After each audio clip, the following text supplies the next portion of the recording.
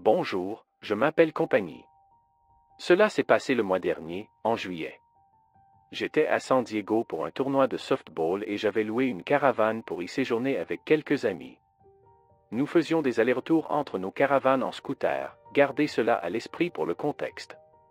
Le deuxième jour du tournoi, je suis retourné à ma caravane pour prendre une douche après mon match. Soudain, j'ai entendu un grand bruit sur le côté droit du mur, qui donnait sur l'extérieur de la caravane. J'ai haussé les épaules, pensant que c'était juste mon frère qui faisait des bêtises. Alors que je sortais de la douche, j'ai reçu un message d'un de mes amis me demandant de venir à leur caravane en scooter et d'apporter une batte de wiffle-ball pour jouer. J'ai tout pris et je suis parti en scooter. Pendant que je roulais, j'ai entendu une toux, comme celle d'un fumeur, venant des buissons. Surpris, je me suis arrêté et j'ai regardé le buisson. Un homme d'âge moyen, sale, est sorti du buisson en me souriant d'une manière vraiment dérangeante et effrayante. Sans hésiter, j'ai accéléré sur mon scooter et je n'ai pas regardé en arrière. Je suis finalement arrivé à la caravane de mon ami et nous avons commencé à jouer au wiffle-ball. À un moment, j'étais à la batte et j'ai frappé une fausse balle dans les buissons. Nous avons cherché la balle pendant environ 1 heure, mais nous ne l'avons pas trouvée et avons fini par abandonner. Juste au moment où nous nous apprêtions à partir, la balle a roulé jusqu'à ma cheville. Je me suis retourné et j'ai vu le même homme que j'avais vu plus tôt. Nous avons tous crié, couru à l'intérieur de la caravane et avons prévenu les adultes. Malheureusement, ils ne nous ont pas cru et ont pensé que nous faisions une blague. Plus tard, ma famille et moi sommes retournés à notre caravane, mais je ne pouvais pas m'empêcher de penser à cet homme. Épuisé, je me suis finalement endormi. Vers 2 heures du matin. Je me suis réveillé sans raison apparente et j'ai essayé de me rendormir. Avant de continuer, je dois expliquer qu'à proximité de mon lit, il y a une petite fenêtre avec de petits rideaux. J'ai remarqué une petite lumière à l'extérieur et j'ai écarté les rideaux pour regarder. Ce que j'ai vu ensuite m'a terrifié. L'homme des buissons se tenait à l'extérieur, éclairant ma fenêtre avec une lampe torche. Je suis presque sûr qu'il m'a vu, car au moment où j'ai regardé, il a couru vers la fenêtre, a collé son visage contre la vitre et a commencé à frapper dessus. Il faisait des bruits étranges et répétait une phrase qui me donne encore des frissons aujourd'hui. Il m'a regardé dans les yeux et s'est mis à crier, « Il viendra te chercher, il sait où tu es et tu ne peux pas te cacher de lui, encore et encore. » J'ai crié aussi fort que possible, réveillant mes parents et alertant les gardes du parc. Mes parents se sont précipités dans la pièce et les gardes ont maîtrisé l'homme à l'extérieur. Nous avons appelé la police, qui l'a arrêté. Il s'est avéré que c'était un prédateur d'enfants qui me suivait depuis tout le temps que nous étions dans le parc de caravane. Aujourd'hui encore. Je me demande ce qui aurait pu se passer si je ne m'étais pas réveillé à temps. Je m'appelle Bianca et je vis au Kenya. J'ai 15 ans, mais cette histoire s'est passée il y a 2 ans. C'est quelque chose que je n'oublierai jamais. Ma famille a décidé de faire un voyage à la côte, à Mombasa. J'étais avec certains de mes cousins et frères et sœurs, et après environ 1 semaine, nous avons décidé d'aller à la plage. Nous y sommes restés jusqu'au coucher du soleil, puis nos parents ont dit à mon cousin aîné de nous ramener à la maison. À 21 heures, pendant qu'ils allaient dans un club à proximité. Tout le monde faisait ses propres activités à la plage. J'étais avec ma cousine, appelons-la Jane. Jane était ma cousine préférée et nous nous entendions comme des meilleurs amis. Alors que nous marchions sur le sable, j'ai remarqué quelque chose par terre. C'était 1000 shillings, une somme importante au Kenya. Excité, je l'ai ramassé. Jane et moi avons décidé de garder l'argent secret, sans en parler à nos frères et sœurs, car nous savions qu'ils nous l'emprunteraient. Nous ne pouvions pas arrêter de parler de ce que nous allions acheter avec. À 21 heures, mon cousin nous a ramenés à la maison. L'endroit où nous logions avait 6 chambres et je partageais une chambre avec Jane et d'autres cousines. Jane et moi partagions un lit cette nuit-là. Nous sommes restés éveillés à regarder des vidéos YouTube avant de nous endormir. Je me suis réveillé soudainement à 4 heures du matin. J'ai cru entendre quelqu'un parler, alors j'ai pensé que mes cousines étaient encore éveillées. J'ai essayé de me lever pour aller à la cuisine chercher de l'eau, mais je ne pouvais pas bouger. Mes jambes et mes bras étaient paralysés. J'ai essayé d'appeler Jane, mais aucun mot ne sortait. La panique s'est installée. Mes yeux ont parcouru la pièce et c'est alors que je l'ai vu. Près de la porte se tenait une silhouette sombre d'un homme.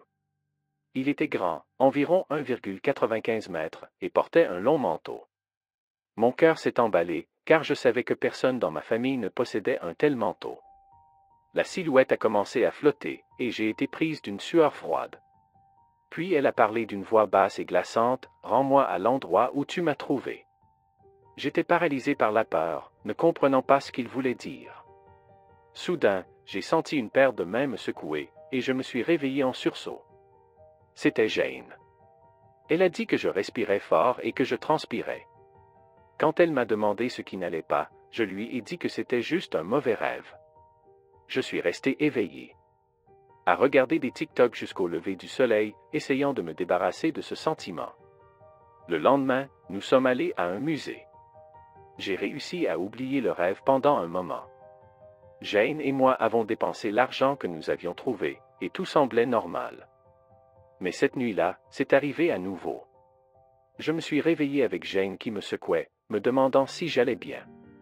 Cette fois, je lui ai parlé du rêve.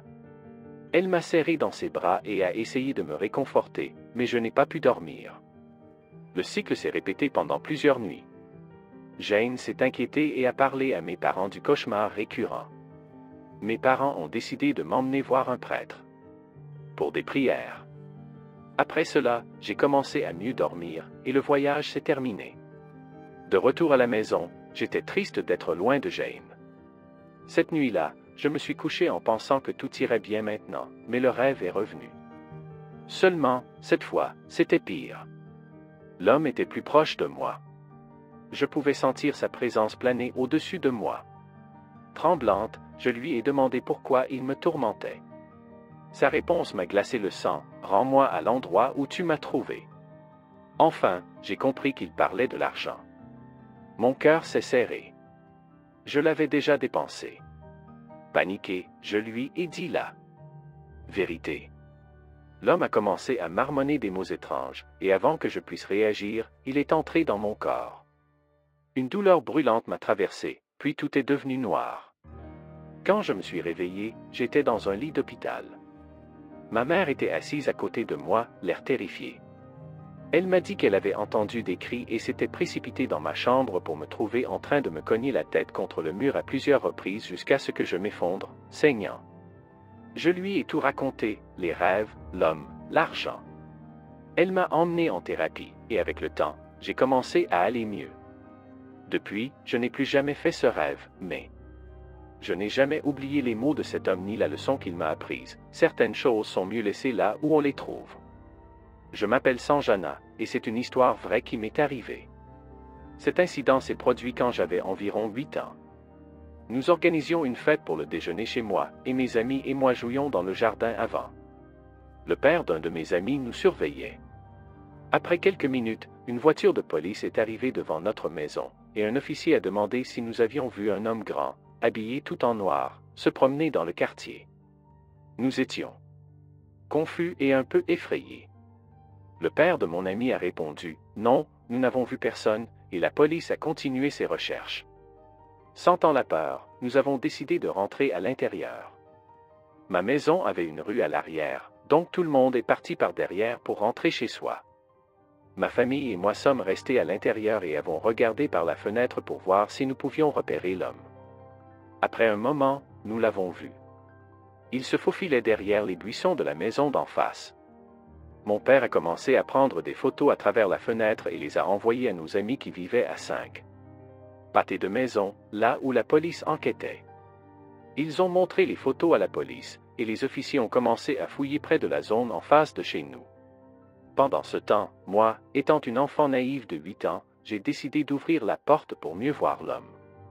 Il se cachait le visage avec un chapeau, alors j'ai supposé qu'il ne pouvait pas me voir si je ne le voyais pas. Mon cœur battait la chamade, et je ne savais pas quoi faire. Soudain, il a commencé à courir. Alors qu'il courait, je l'ai vu fouiller dans sa poche comme pour en sortir quelque chose. J'ai pensé que c'était peut-être une arme, et je suis resté là, paralysé par la peur. Juste au moment où il allait atteindre les marches devant ma maison, mes parents m'ont remarqué debout à la porte. Ils m'ont tiré à l'intérieur juste à temps. La police l'a retrouvé peu après et l'a arrêté. Aujourd'hui encore, je suis traumatisé par cet événement. Je me demande souvent ce qui aurait pu m'arriver si mes parents n'avaient pas agi si vite et ne m'avaient pas tiré à l'intérieur. Salut, je m'appelle Anna. Je regarde vos vidéos et je les apprécie vraiment. Je veux partager une histoire qui m'est arrivée il y a longtemps. Cet incident est ce qui a suscité mon intérêt pour les fantômes et le surnaturel. C'était il y a des années, quand j'étais à l'école primaire. Ma sœur aînée, ma mère et moi sommes allés rendre visite à la maison de mes grands-parents. Beaucoup de mes oncles, tantes et cousins étaient déjà là, donc nous avons dû dormir à l'étage. Cette histoire se déroule dans ce que nous appelions la chambre bleue, où ma mère et moi dormions. Nous l'appelions la chambre bleue parce que littéralement tout dans la pièce était bleu, les rideaux, les murs, les draps, tout. Une nuit, pour une raison inconnue, je me suis réveillé à 5 heures du matin. La pièce semblait glaciale, comme s'il y avait une présence à proximité. J'ai regardé ma mère qui dormait à côté de moi, sur ma gauche. Ce que j'ai vu me trouble encore aujourd'hui.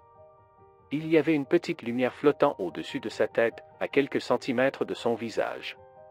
C'était une petite lumière blanche. Au début, j'ai pensé que c'était juste une lumière qui clignotait, mais j'ai vite réalisé que ce n'était pas le cas.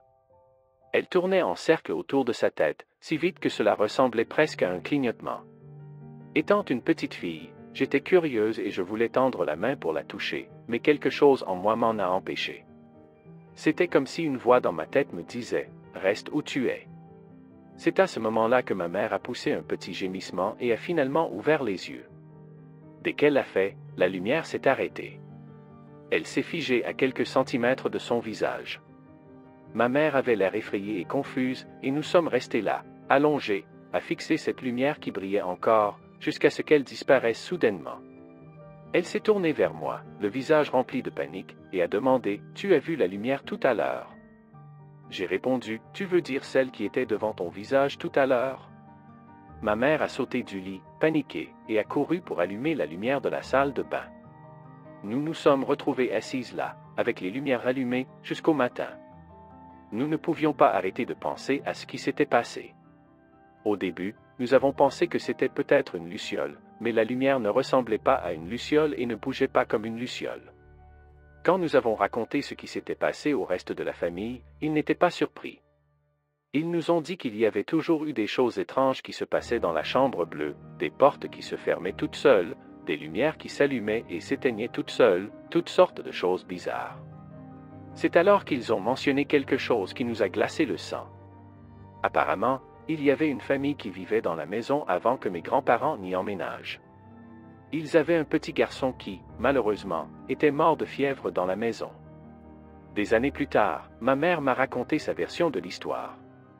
Elle a dit que pendant qu'elle dormait, elle pensait que c'était déjà le matin à cause de la luminosité de la lumière à travers ses paupières, mais quand elle a ouvert les yeux, elle a vu la petite lumière flotter à quelques centimètres de son visage. Au début, elle a pensé qu'elle rêvait, mais ensuite elle s'est tournée et m'a vu en train de la fixer. C'est à ce moment-là qu'elle a réalisé que c'était réel. J'ai maintenant 18 ans, mais je me demande encore ce qui se serait passé si j'avais tendu la main et touché cette lumière. Une chose est sûre, nous n'avons plus jamais dormi dans la chambre bleue. Je ne sais pas par où commencer, cet incident est toujours en cours. Je pense que c'était il y a environ 3 ans que j'ai commencé à faire ce rêve horrible. Le rêve était toujours similaire, j'étais sur une balançoire dans un terrain de jeu avec un homme. Même si nous étions tous les deux adultes, l'homme parlait une langue étrange. Cela ne semblait pas être une langue terrestre, mais étrangement, dans mon rêve, je comprenais ce qu'il essayait de dire. Il a dit qu'il s'appelait H. Ensuite, le coucher de soleil a rapidement disparu et la nuit est tombée. Puis il a couru, effrayé, quand la nuit est tombée. Il faisait si sombre que je ne voyais plus rien. Le rêve est si vif, et quand je regarde le ciel, je ne vois aucune étoile ni la lune. Il n'y avait que des ténèbres. Vous ne savez probablement pas ce qu'est ce genre d'obscurité totale. Je l'ai expérimenté pour la première fois dans ce rêve. C'était vraiment une obscurité profonde. Ensuite, une odeur dégoûtante a commencé à se dégager, et j'ai commencé à entendre des grognements d'êtres inconnus au loin. Les êtres se sont approchés de moi, émettant une lumière rouge, et puis j'ai entendu la voix de cet homme nommé H me crier de loin, « Réveille-toi ». La voix était si désespérée et effrayante, et puis je me suis réveillé du rêve. Quand je regardais l'heure, il était 4 ou 5 heures du matin. Le rêve avait toujours le même schéma. J'étais tellement confuse et je ne pouvais pas comprendre ce qu'était ce rêve. Peu importe combien j'ai cherché sur Google ou demandé à des gens, je n'ai rien trouvé. Puis un jour, j'ai encore fait ce rêve. J'étais sur une balançoire dans le terrain de jeu avec H, mais cette fois, il fronçait les sourcils et m'a dit, « Tu sais où tu es? S'il te plaît, ne viens pas ici. » Quand je lui ai demandé pourquoi, il a dit, « C'est ici que les prédateurs d'âmes existent. » Je lui ai demandé ce que cela signifiait, mais il a juste regardé le ciel et s'est enfui sans dire un mot. Ensuite, la nuit est tombée à nouveau, et j'ai entendu les cris des créatures étranges et les pas effrayants qui s'approchaient. Les pas ressemblaient à des milliers de pieds qui marchaient. Par curiosité, cette fois, j'ai décidé d'attendre sans me réveiller du rêve. Ensuite, je les ai entendus chuchoter, se rapprocher, mais leur langue était toujours étrange, et je ne pouvais pas comprendre ce qu'ils disaient. À ce moment-là, j'ai été saisi par une terrible peur, et j'ai pensé que je devais me réveiller du rêve. Ensuite, j'ai vu les créatures étranges et j'ai entendu ce qu'elles disaient clairement, et j'ai ouvert les yeux et me suis réveillé dans mon lit, dans ma chambre. J'ai immédiatement enregistré les mots que les créatures étranges avaient dit dans mon rêve sur mon téléphone. Cela ressemblait à « musique », mais je ne pouvais pas comprendre ce que cela signifiait, et cela ne semblait pas être une langue terrestre. J'étais saisi par la peur, et je ne pouvais pas me rendormir. Après un moment, j'ai encore fait un rêve, et ce jour-là, j'ai eu une conversation vraiment amusante avec H dans mon rêve. Je ne me souviens pas du contenu de la conversation, mais c'était un moment vraiment heureux. Ensuite, à un moment donné, la nuit est tombée, et quand les monstres se sont approchés, H a crié et a essayé de s'enfuir, mais c'était trop tard. Les monstres géants étaient déjà devant nous, et ils ressemblaient à des mille-pattes géants. Les mille-pattes géants ont mangé H. Le son de tout son corps déchiré, le son des mille-pattes le mâchant, et la couleur vive de son sang, tout cela était plus réel que la réalité. J'ai crié comme une folle, mais ma voix ne sortait pas parce que c'était un rêve. J'ai ressenti une douleur comme si ma tête allait exploser parce que j'essayais tellement de crier. Après un moment, après que les mille-pattes géants aient mangé H, l'un d'eux est venu vers moi et m'a mordu le bras. C'était si douloureux, et ensuite j'essayais de me réveiller du rêve. Heureusement, j'ai ouvert les yeux dans mon lit, mais ce qui était horrible, c'est que j'ai ressenti une douleur dans mon bras. Je suis allé à l'hôpital, et le médecin a dit que mon bras était très enflammé et que si j'avais été un peu plus tard, il aurait pourri. Heureusement, j'ai reçu un traitement et je me suis rétabli, mais ce qui est plus effrayant, c'est que je continue à faire ce rêve, même maintenant. Maintenant, dans ce rêve, je suis sur la balançoire toute seule, sans H, mais je ressens un bonheur inexplicable dans le terrain de jeu, et ironiquement, ce bonheur me fait ne pas vouloir me réveiller du rêve. Heureusement, j'ai appris comment me réveiller du rêve maintenant, donc je me réveille avant que ces mille-pattes géants n'apparaissent, mais je ne sais toujours pas ce que ce rêve signifie, ou pourquoi je suis toujours dans ce terrain de jeu, et ce qui m'arriverait si je me faisais manger par ces mille-pattes. Pour vous parler un peu du cadre de mon histoire, ma famille vit en face d'un poste de police dans un petit village. Tout est très proche de nous, juste 3 portes plus loin de notre maison, il y a un magasin. Vendredi 14 juillet 2023, j'étais assise dans le salon, ma mère regardait la télé, ma grand-mère était au téléphone, et j'étais sur mon iPad, quand ma mère a soudainement bondi de son siège et a regardé par la fenêtre avant parce qu'elle avait entendu un bruit. J'ai haussé les épaules, n'y pensant pas trop. Elle a dit qu'il y avait 2 hommes, l'un qui semblait avoir la quarantaine et l'autre la trentaine, qui couraient dans la rue en criant et en hurlant, ivres. L'homme dans la quarantaine était tout en noir, et l'homme dans la trentaine portait un survêtement gris clair. Peut-être 5 secondes après que ma mère se soit assise, nous avons entendu un bruit sourd. Ma mère est allée dans le couloir et a vu l'homme dans la trentaine se jeter contre notre porte d'entrée. Ma mère, ma grand-mère et moi avons crié et avons couru vers la porte. Ma grand-mère et moi avons tenu la porte fermée pendant que ma mère appelait la police. Je tremblais en entendant l'homme crier « Sortez de cette fichue maison » pendant qu'il essayait de défoncer la porte.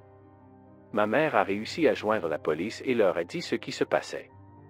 Nous pouvions entendre l'homme dans la quarantaine essayer de calmer le plus jeune. Finalement, ils sont partis. Ma mère a couru à l'étage pour regarder par la petite fenêtre de la salle de bain et localiser les deux hommes. J'ai aussi couru à l'étage et j'ai regardé par la fenêtre de ma chambre. J'ai vu l'homme qui avait essayé de défoncer notre porte sortir de la maison avec l'homme plus âgé qui avait essayé de le calmer. Ils tenaient tous les deux des bouteilles de vodka en montant dans une BMW noire. La voiture est partie, a fait demi-tour et s'est garée juste devant notre maison. J'ai couru en bas et j'ai de nouveau tenu la porte d'entrée fermée. J'ai vu l'homme tout en noir courir dans le magasin à côté de notre maison, prendre quelque chose, puis remonter dans la voiture. La police n'est jamais venue. Ce qui rend cela plus effrayant, c'est que ma mère a une tumeur au cerveau. S'ils avaient forcé l'entrée et l'avaient poussée, elle aurait pu mourir. Ma grand-mère venait de se faire opérer du genou, elle aurait pu être gravement blessée ou pire. Je suis juste soulagé que ce matin-là, je sois tombé et me sois écorché les genoux, donc je ne suis pas allé au magasin. Si j'avais marché en revenant du magasin, j'aurais peut-être couru droit sur l'homme qui essayait de défoncer notre porte. Cela me terrifie encore d'imaginer ce qui aurait pu se passer si la porte d'entrée avait été laissée ouverte. Je suis contente que nous étions à l'intérieur quand cela s'est produit, et je suis reconnaissante d'avoir eu du crédit sur mon téléphone pour que ma mère puisse appeler la police. La personne qui a vécu cet incident est mon oncle. Un jour, en discutant avec un ami, ils ont réalisé quelque chose de choquant. Ils avaient tous les deux vécu un événement troublant similaire des années auparavant. Quand mon oncle était jeune, il travaillait comme berger, faisant paître les moutons dans les montagnes près de son village. Son travail l'obligeait à rester avec les moutons de midi jusqu'au matin, passant souvent des nuits dehors dans les montagnes. Un soir, mon oncle s'est endormi en gardant les moutons. Soudain, au milieu de la nuit, il s'est réveillé et a vu une créature comme il n'en avait jamais vue auparavant. Elle avait la tête d'une chèvre, mais le corps d'un humain. La créature était nue, avec des sabots pour pieds. Au début, mon oncle a pensé qu'il hallucinait, mais la créature n'a pas disparu. Elle marchait debout comme un humain et le fixait directement. Alarmé, mon oncle a attrapé son fusil et a tiré plusieurs coups sur la créature à tête de chèvre. Après cela, la créature s'est éloignée. Des années plus tard, quand mon oncle a raconté cette histoire à son ami, celui-ci a été choqué. À la surprise de mon oncle, son ami a révélé qu'il avait aussi rencontré le même genre de créature des années auparavant. L'ami a raconté comment un matin, près du lever du soleil, il s'était aussi endormi en gardant les moutons dans les mêmes montagnes. Quand il s'est réveillé, il a vu une créature avec une tête de chèvre et un corps humain se tenant juste à côté de lui. Cependant, contrairement à la rencontre de mon oncle, cette créature ne s'est pas approchée de lui. Au lieu de cela, elle a parlé dans une langue étrange et inhumaine avant de s'éloigner. Mon oncle et son ami ont tous deux convenu que ce qu'ils avaient vu était réel. Ils ont décrit la créature de manière identique, de ses yeux inquiétants semblables à ceux d'une chèvre qui bougeait naturellement, à sa langue et sa bouche étranges. Tous deux étaient certains que ce n'était pas une hallucination ou de l'imagination. Ils avaient tous les deux été témoins de la même figure troublante, musique. Cela s'est passé il y a 17 ans, quand j'avais 10 ans et que je vivais aux Philippines. Ma grand-mère Yolina possédait une ferme et avait un tas d'animaux. J'avais 4 cousins à l'époque, Pablo, Tora, Alejandro et Joséphine. Chacun de nous avait des tâches différentes à la ferme. Je m'occupais des poulets et des vaches dans l'étable, tandis qu'il s'occupait des moutons, des vaches et des chiens. Ma grand-mère récoltait des fruits et des légumes. Le premier événement étrange s'est produit quand Alejandro avait 9 ans. Une nuit, ma grand-mère lui a demandé d'aller chercher des betteraves. Il est donc sorti vers 21h et n'est revenu qu'1 heure et demie plus tard. Quand il est revenu les mains vides, ma grand-mère lui a demandé où étaient les betteraves, mais Alejandro l'a regardé, perplexe. « Je ne sais pas de quoi tu parles », a-t-il dit. Il lui a dit qu'il était seulement allé aux toilettes extérieures et était revenu. Il n'avait jamais entendu ma grand-mère demander des betteraves. Après être allé aux toilettes, il est resté dehors à jouer avec nos 2 chiens, Lovely et Jean. Alors, qui était-ce qui était sorti après avoir entendu la demande de ma grand-mère? L'incident suivant est arrivé à Tora. C'était vers 19h quand elle est sortie pour nourrir les chiens. Elle est revenue 30 minutes plus tard, mais quelque chose n'allait pas. Elle n'avait pas le récipient vide de nourriture avec elle, comme d'habitude. Ma grand-mère a remarqué des rires venant de la chambre de Tora. Elle est allée vérifier et a demandé « Pourquoi viens-tu juste de rentrer ?» Mais Tara avait l'air confuse.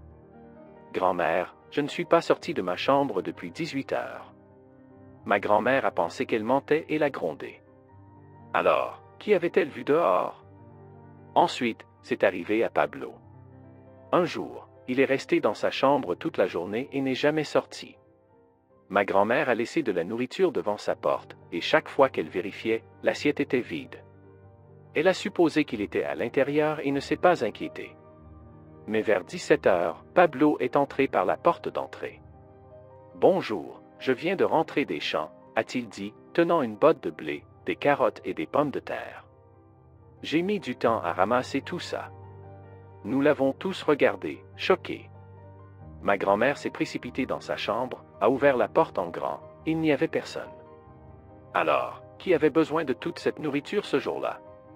Après tout cela, ma grand-mère a finalement dit, nous déménageons bientôt. Peu après, nous avons vendu la maison et sommes partis. Avant de déménager, nous avons demandé aux voisins s'ils savaient quelque chose sur l'histoire de la maison. Ils ont dit que beaucoup de gens s'étaient pendus au grand arbre qui se trouvait là avant que la maison ne soit construite, et que les propriétaires précédents avaient signalé avoir vu des doppelgangers. C'est alors que nous avons réalisé que ce que nous avions vu n'étaient pas les vrais membres de notre famille. C'étaient des doppelgangers. Salut, je m'appelle Zoé. Cette histoire s'est passée au début des années 80, quand j'avais environ 5 ans. J'avais 4 amis qui avaient en moyenne 2 ans de plus que moi. J'étais toujours connue comme une preneuse de risques et j'étais ouverte à des défis, peu importe à quel point ils étaient dangereux, même en tant qu'enfant. Un jour, je jouais avec mes amis et nous avons décidé d'aller dans une forêt de bouleaux juste de l'autre côté de la route de chez moi. On disait qu'elle était hantée, mais nous y sommes allés quand même. C'était juste avant le soir, le ciel était gris, et quand nous sommes arrivés à la forêt de bouleaux, l'atmosphère semblait plus lourde, presque suffocante. Cet endroit était connu pour avoir des arbres morts, et les gens l'évitaient généralement. Au moment où nous sommes tous entrés dans la forêt, le sentiment de malaise s'est intensifié, mais nous avons continué jusqu'à ce que nous tombions sur un camion abandonné parmi les arbres. Juste à côté, nous avons trouvé de vieilles planches, nous nous sommes assis et avons commencé à nous raconter des histoires effrayantes. Une de mes amies, appelons-la Anna, a commencé à parler d'une mystérieuse dame en rouge, une sorcière qui vivait à quelques pâtés de maison. Le truc, c'est que la sorcière était encore en vie et personne ne voulait vraiment avoir affaire à elle. À un moment donné, alors que nous échangions des histoires de fantômes, un coup de vent soudain a soufflé, rendant tout encore plus effrayant. Puis, en me retournant, j'ai vu un châle ou une robe rouge flotter dans l'air près d'un des bouleaux, et cela se déplaçait vers nous. C'est à ce moment-là que nous avons couru. Étant la plus jeune, j'avais du mal à suivre. Mes amis pouvaient être un peu méchants parfois, me faisant toujours prouver à quel point j'étais forte. Ils étaient déjà partis, me laissant derrière. Pendant que je courais aussi vite que possible, le cœur battant et à bout de souffle, j'ai regardé en arrière. Là, c'était une robe rouge, étrangement propre et brillante pour un endroit comme celui-là, qui continuait à se rapprocher de moi. J'ai poussé plus fort, les poumons en feu, et je suis finalement rentré chez moi, toujours convaincu que la dame en rouge me suivait. Je n'ai jamais raconté à mes parents ce qui s'était passé, mais qu'est-ce que cela aurait pu être? Une robe rouge flottante, un fantôme, quelque chose de pire? Je pourrais avoir la réponse. Je ne l'ai pas encore mentionné, mais il y avait toujours des cris terrifiants qui venaient d'un manoir près de la maison d'un de mes amis. Sauf que ce n'était pas juste un manoir, c'était soi-disant un asile psychiatrique entouré de clôtures électriques. Il avait l'air abandonné. Les locaux disaient que la femme qui criait était grecque et une soi-disant patiente mentale, mais j'ai des doutes. Cet asile psychiatrique était étrangement proche des maisons ordinaires, mais personne n'entrait ni ne sortait jamais. Pas de voiture, pas de visiteurs. Toutes les fenêtres étaient fermées. Qui sait, peut-être que cette pauvre femme était torturée par un psychopathe, et d'une manière ou d'une autre, cela nous a conduit à voir la dame en rouge. Les gens chuchotaient sur la magie noire, les meurtres liés à la drogue et les maniaques cachés dans le quartier. J'espère juste que quoi que ce soit, ce n'était pas réel, et pire encore, j'espère que cela ne me suivra plus jamais. Salut, je m'appelle Kai, et cela m'est arrivé quand j'avais environ 7 ans. Je me promenais avec ma mère et son amie alors que le soleil commençait à se coucher. Nous avions marché pendant un moment quand nous avons décidé de rentrer chez nous. Le soleil avait complètement disparu et il faisait nuit noire. Alors que nous marchions sur le trottoir, j'ai décidé d'aller devant ma mère et son amie. Je ne sais pas vraiment pourquoi j'ai fait ça, peut-être pour me sentir un peu plus indépendante. Peu après m'être éloigné d'elle, j'ai entendu une porte d'une des maisons derrière moi s'ouvrir et claquer contre le mur de la maison. Un homme est sorti et a commencé à marcher sur le trottoir où j'étais. Je n'y ai pas trop pensé, mais après un moment à me suivre, mon jeune esprit a commencé à créer des scénarios. La peur a commencé à m'envahir, et je me suis retourné pour voir l'homme toujours derrière moi. Il avait des cheveux bouclés et une moustache, et portait un pull étrange avec de vieilles lunettes.